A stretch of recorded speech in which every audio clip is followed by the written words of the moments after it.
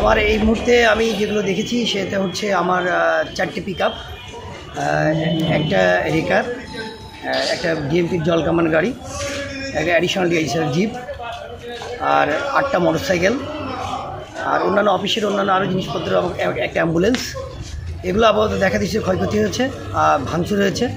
আর এখানে আমাদের একটা আলামত ছিল প্রাইভেট, এই আলামতটা পুড়িয়েছে, সামনে একটা গাড়ি পুড়িয়েছে। আর আমার অফিস রুমের অনেক ল্যাপটপ, কম্পিউটার, তারপরে টিভি আপনারা তো দেখলেন, ভিতরে কোথাও বাদ নাই, যেমন কোথাও বাদ নাই যে তারা ভাঙেনি।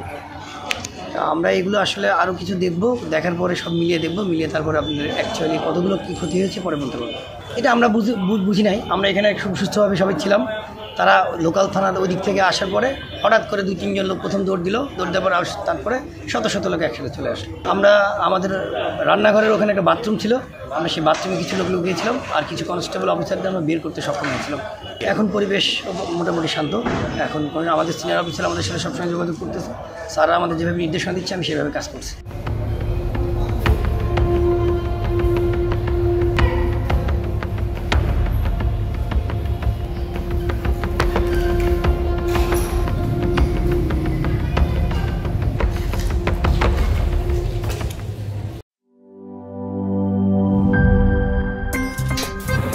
আমার একটা স্মার্ট সিদ্ধান্তে 25% গ্যাসের খরচ কমেছে। ভাবছেন কিভাবে? সাধারণ গ্যাস স্টোভ বদলে আমি এনেছি আরএফএল গ্যাস স্টোভ। এর সাইন্টিফিক নজল ও ব্রাস বার্নার ক্যাপ সমানভাবে তাপ ছড়িয়ে রান্না করে দ্রুত, তাই গ্যাসও বাঁচায় 25%, টাকাও বাঁচে 25%। আরএফএল গ্যাস স্টোভ, নিরাপদ ও গ্যাস সাশ্রয়ী।